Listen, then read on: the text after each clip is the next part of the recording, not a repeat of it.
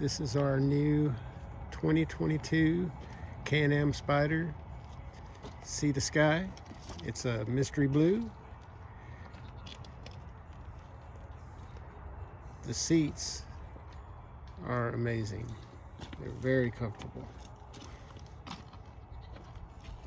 So far, we've taken small trips. Almost to Houston and back. Jana and I are planning on taking some longer trips soon.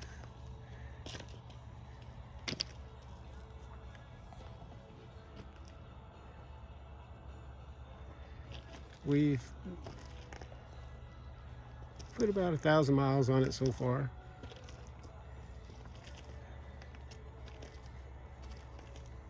I've been driving it back and forth to work.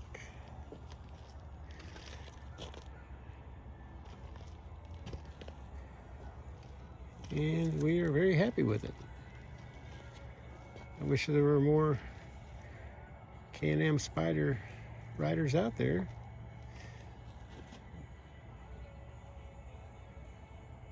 But we enjoy it.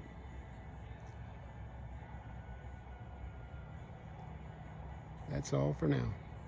Bye.